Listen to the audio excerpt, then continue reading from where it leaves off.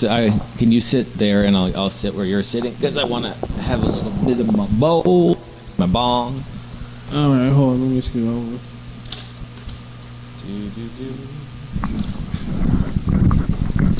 So when you were a kid, this is random, but when you were a kid, did you have like these core set of movies that you loved? And now that you're older, you see them or you remember it while you're daydreaming, and you're like, wow, I want to watch that movie again because it touches the reddest, warmest part of my heart. I don't know about a movie like that I watched as a kid that I'm like, oh, I really want to watch that now. Yeah. But there was The Lion King, the first one, not the second one.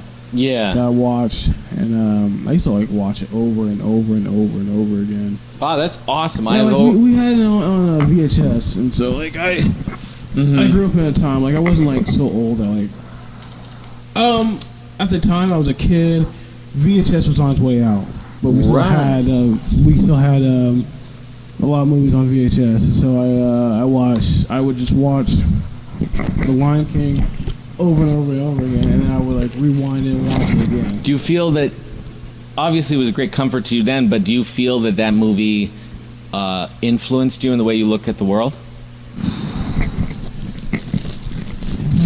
I don't know. I don't think so, but I was just wondering. I was curious if that like fed into...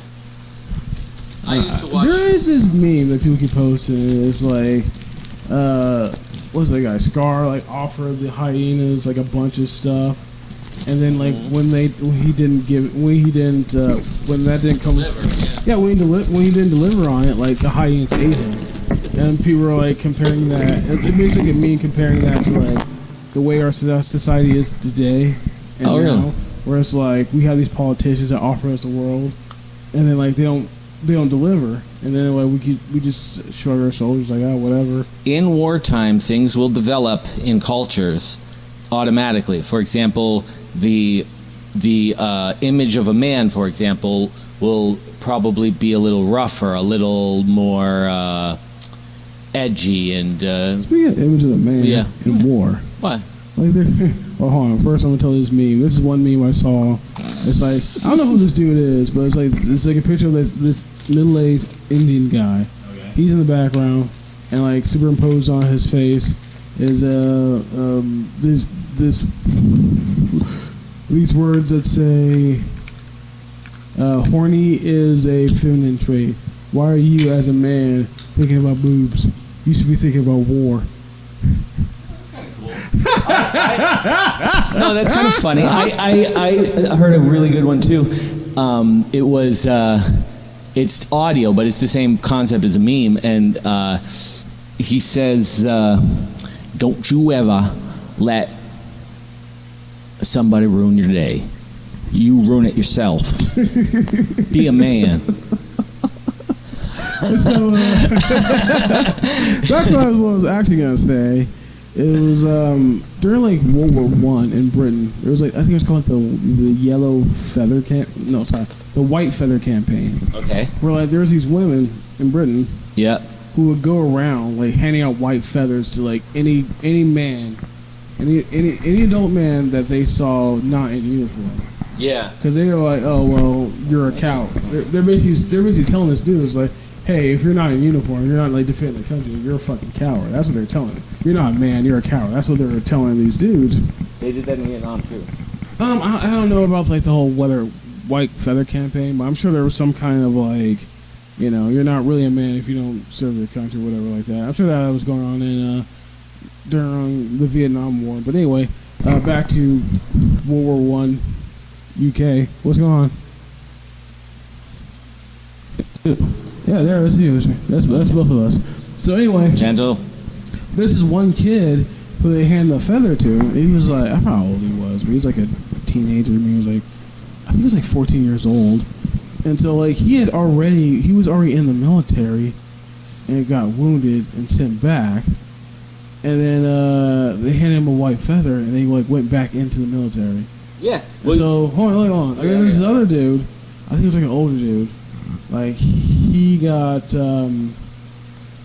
he was in the military, but he just wasn't in uniform. He had already served on the front line, so he just happened to be like home from the war, and like some woman handed him a white feather, calling him a coward, and he proceeded to beat the shit out of her. Holy shit!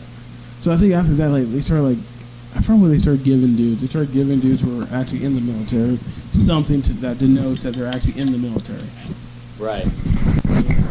That's pretty crazy. One thing I learned too, not about World War I, but when you mentioned that he had gone out and then gone back in, like fucking in World War II, if you were in, you were in.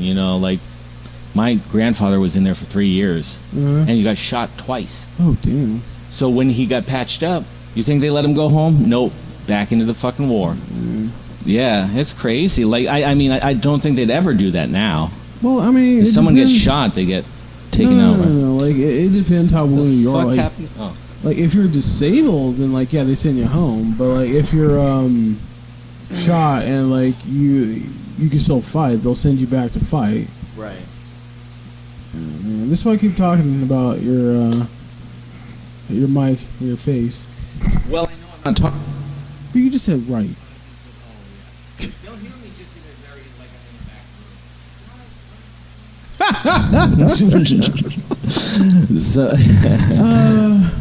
But I heard that like Vietnam is kind of like associated with the draft.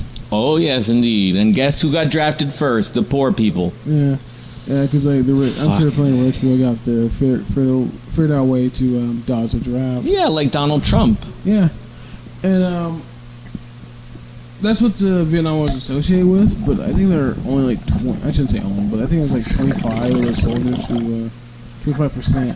Actually, I don't know the exact numbers. I have to look it up again. But there was like way more soldiers in World War II who were drafted than soldiers who fought in soldiers who fought in Vietnam.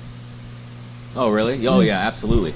Well, because defenders and people, the public, used to be really occasionally, they'd say, okay, that drastic action of war is a good idea. We support our president. But I think what happens... what happens now is that... Dear Mike, dear Mel. Oh, thank you. What was I saying? I don't know where you're going with this. Like I'm kind of confused myself. But what was I saying? You're saying like people like support their president during times of war. Oh, lately in the wars we've had as of late, there was a negative opinion about the war. Like during the war, like Vietnam was highly...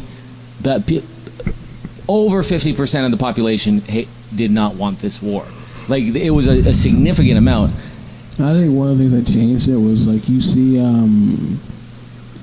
What I'm saying is, let me finish what I'm saying. What I'm saying is that made the presidents, first Nixon and who was first? Nixon then Johnson.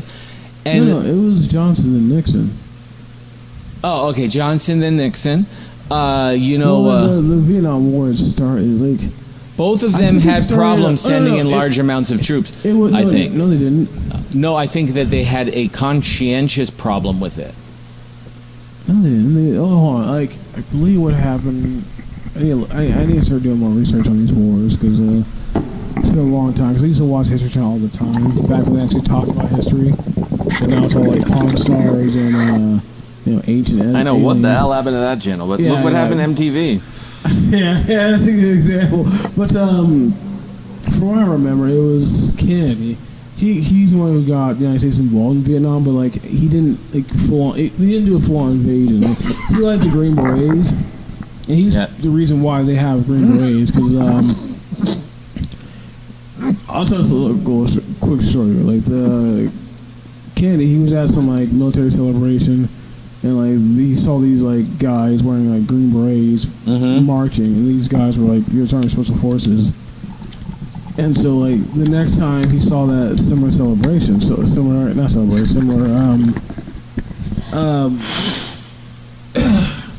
event, they weren't wearing those berets anymore.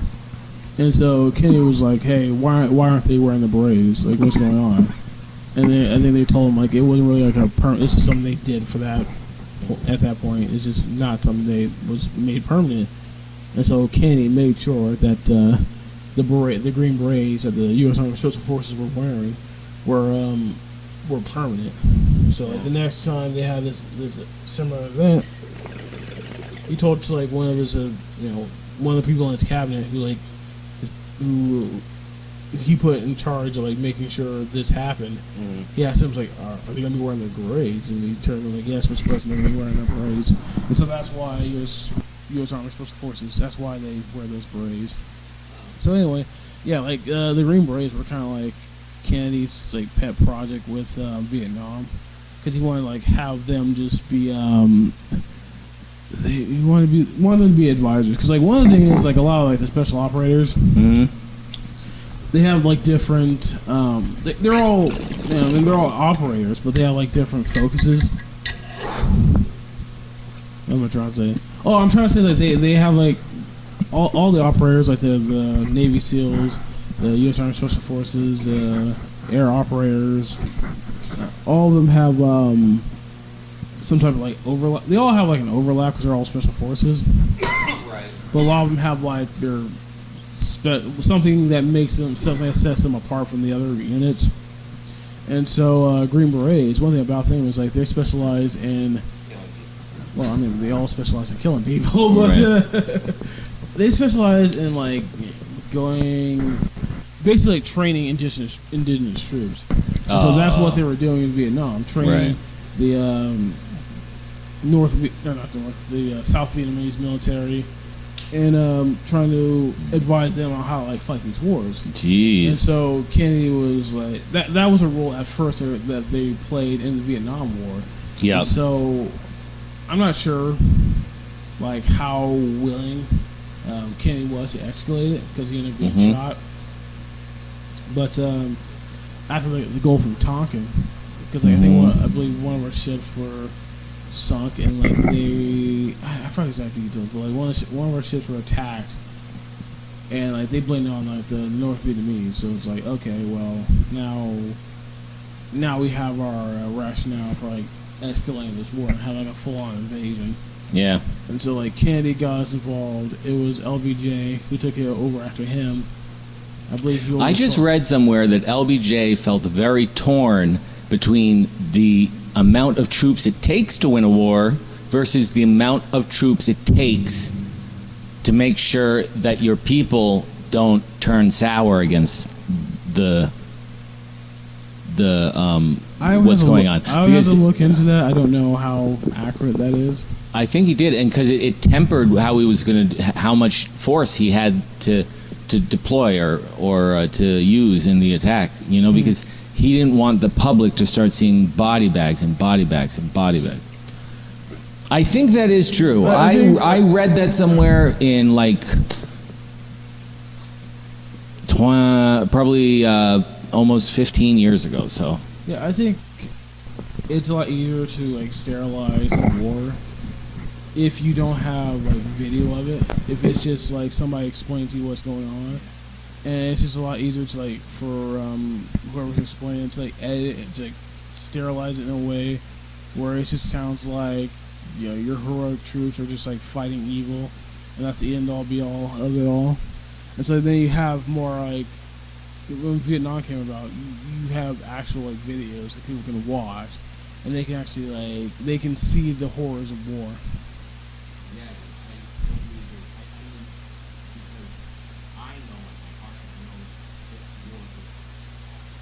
Yeah.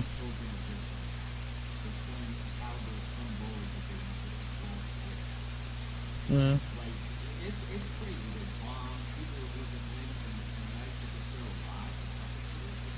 Yeah. War is hell. Yeah. No, you have the appropriate opinion. I'm gonna get doxxed because I don't have the appropriate opinion on this, but go on. Keep going.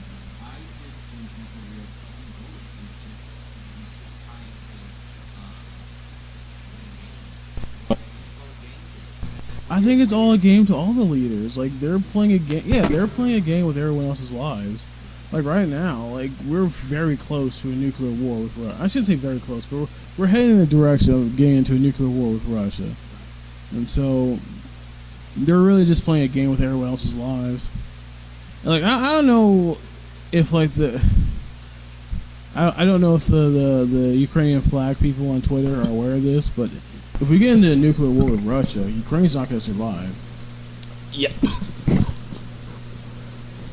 Well, also, the other thing I have to say about leaders is that sometimes they can be very narcissistic. Maybe they're not a psychopath. Sometimes they're all narcissistic. You talking about like world leaders or just like a leader in general? Well, absolutely, world leaders.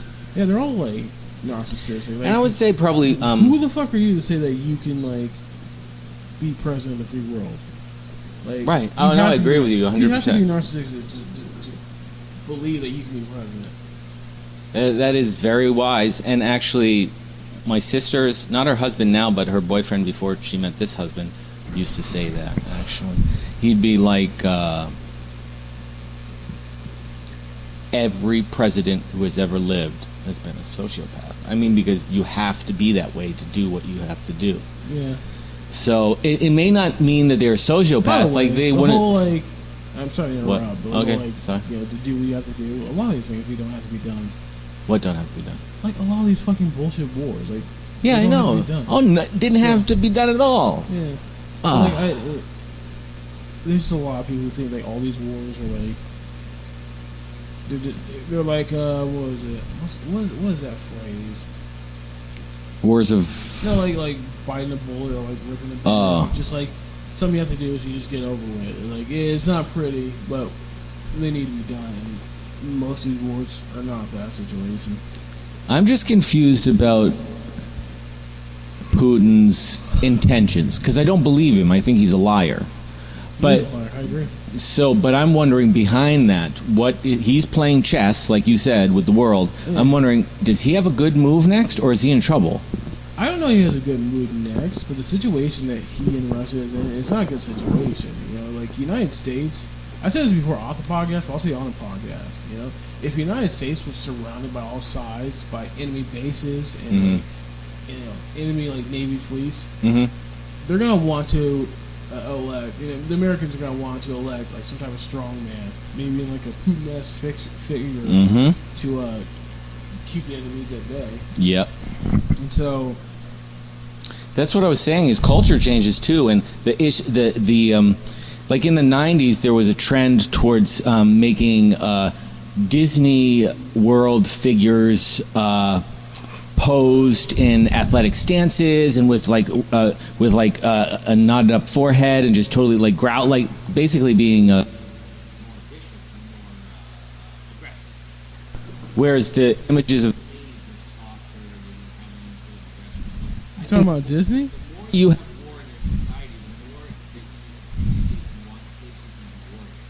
Yeah. That's just what I think.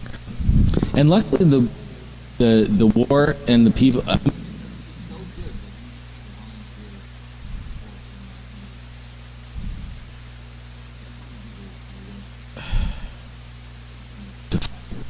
I'm not sure we ever needed a draft. then because for someone like money to go to college, he didn't even know what college was.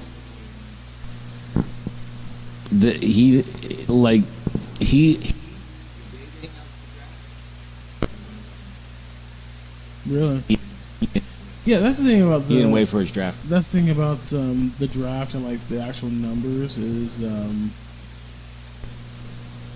there's going to be a number of people who are going to join the military, so like they can't be drafted, which sounds counterintuitive. Mm-hmm. But like, if you join the military, you can join whichever branch you want, Right. and you can get whatever job you're qualified for. Yeah. So like, if you just get drafted, they can like toss you into like infantry, Marine Corps, where like you would prefer to just be like in the Air Force and just have a job where you sit on your ass all the time. I really want to tell the story, but I'm not allowed to.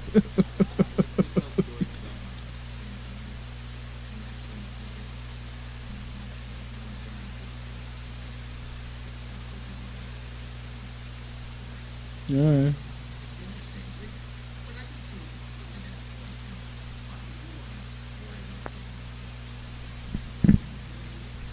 Yeah. That's a guess. You should get it on the podcast. Your dad. I'm saying it again. We need to get your dad on the podcast.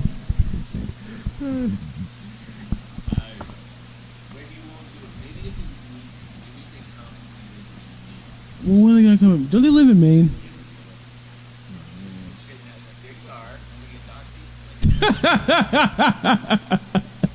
That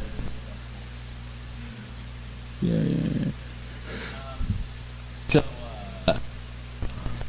So this is actually a really good conversation because you talk about the war with somebody, but no one wants to talk. Yeah. What else do you want to talk about the war? Well, there are multiple wars the United States is involved in.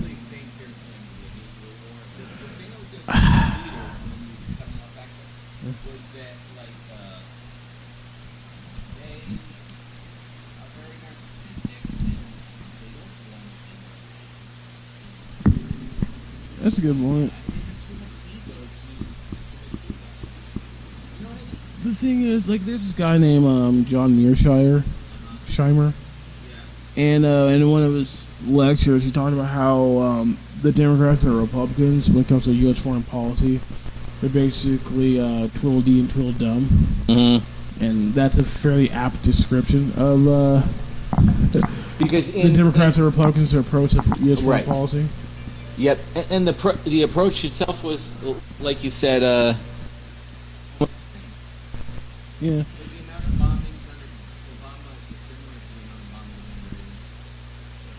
Yeah. Yeah. And Trump. So, I forgot where were we going with this? I guess where like you. Yeah, I heard that you wanted to. You asked me a question about the war, and what did you ask me?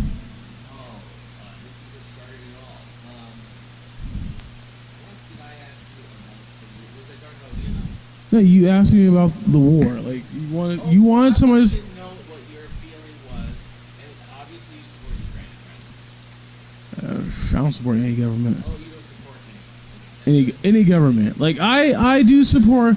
I hold on. I support the citizens defending themselves, but I don't support the government. Any government. You support any people who, if they own land, they're living a life, fair place. Well, even if they don't own land, I still support them defending themselves. Defend yourself, hippie. Defend yourself. But yeah, I think I'm more like I tend to think about and kind of obsess over Oh, the toll of war.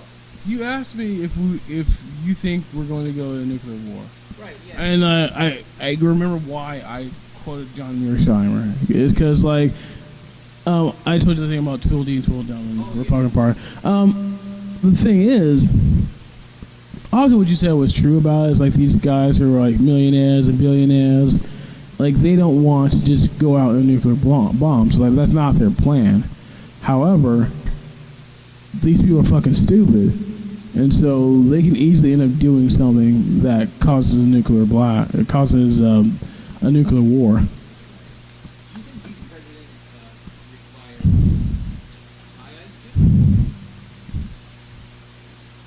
Does it require? I mean, on the face value, it requires getting enough votes. That's like a literal representation of what our system is. And so somebody who's like an idiot can get enough votes theoretically, but like, is that likely? Probably not. I think it really. I don't think like they're gonna put an absolute idiot. And like, as much as people want to say that W. Bush was an absolute idiot, I don't think he was. He wasn't the brightest, but I don't think he was like an absolute idiot.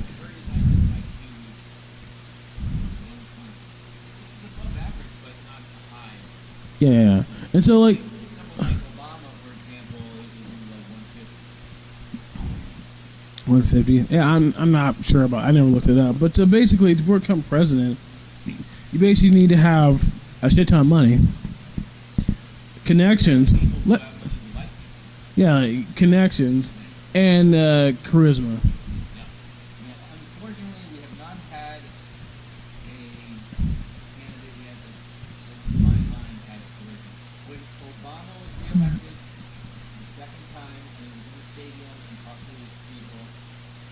I felt like some of that speech was definitely what he called business. Yeah. I don't think he was necessarily meant to. I think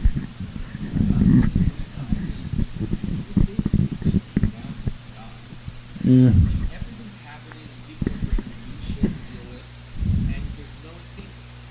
You can't get shit faced one night because if you don't get shit faced, you might not be ready to defend this war. The president's not the person who defends us. That is why he stays in the White House and cowers while the middle class and poor people fights the wars. Yeah. You know Gary Johnson. He's like the first libertarian I actually voted for. Yeah, but something silly with him having. Let me finish. Like Gary Johnson, first libertarian I voted for. Yeah. I believe he said that he promised not to smoke weed in the White House if he got elected. Oh my God, that's fucked. But you know, a lot of people have. Well, I'm sure a lot of people have done a lot of things in the White House. I think it's awful that the poor plant marijuana is so. People are so against it. I don't think people are that against it. I think. Then why aren't there more states who have freedom to use?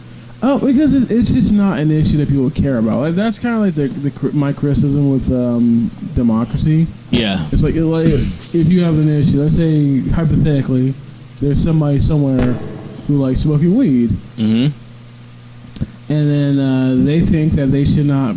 The government should not come after them for doing so. Mm-hmm. The problem with democracy is that person has to get a bunch of other people to actually care about it. You know? Okay. And so a lot of people, they have their own interests, they have their own things they care about. And so there's just a lot of people who are going to be like, yeah, that sucks for you, but I have other things I'm interested in. I have other issues that I care about more than whether or not some guy can smoke weed. Right, and so there's a lot of states, and there's also political as well, because like there are a lot of states where it's fucking up the economy. Hold on, let me finish. There are a lot of states where like there's a lot of people moving from like blue states to red states, and so legalizing weed could like actually encourage more blue people to move to red states. Yeah. Idea. Blue people moving in red states? No, I don't want that. I would like some legal marijuana in Ohio. That would make my life, actually. Well, I mean, technically it's legal. It's what is it? Like medicinal marijuana is legal. Medicinal, it's not recreational, which I think it should be perfectly legal. You won't see an increase in weed use or sale when you legalize it. What you'll see is that the people who used to smoke it and were like hiding in a corner now can just fucking smoke it out in the open and be like, okay, this is my life. I can smoke this fucking piece of flower. You know, it's just so ridiculous. It's like my whole I'm just so angry about the drug. I'm so angry about the drug charge, the drug sentencing in this country. It's fucked. That's one of the reasons why some people become libertarians, because they know how fucked up the drug war is and they oppose it. Yeah. So, like, what do you want to talk about now? Do you want to keep talking about the war? Because we kind of like stumbled into something else. We could take a dinner break. You want to take a dinner break? Oh, you want to take a dinner break? Where do you want to eat dinner? I have no idea, man. I'm open to whatever. Like, right, what's around here is like McDonald's, Popeyes. There's a chili place. McDonald's, Popeyes, chili place. Wait, where's the? It's been a while since I had Skyline Chili. Let's go to Skyline Chili. You want to go to Skyline? Okay, yeah. We can do that. I guess I'll drive because like my car is like double parked behind your car. Oh, okay, yeah, no problem. Plus, I'm pretty sure my car is cleaner. You're a pretty safe driver, so I don't mind. Am I? Am I? I drove with you once, and the thing that was funny was when you get into a conversation, like really deep into a conversation, you'll just kind of like be floating around, driving along, and you'll slow down. But actually, your driving is fine. You know, it's a lot more defensive. Mine's very defensive as well. All right. I think if you're over 20, you can just pause the recording. Oh, where's the fuck is? Oh, I gotta type. Okay, don't be doxing me, you motherfuckers. Is it still going? Yeah, it's still going. How do I shut it off? I don't know. This is why I need to buy a laptop. I don't know when, because I gotta save my money. I work 2 jobs, and like the more money I waste, the longer I have to work 2 jobs.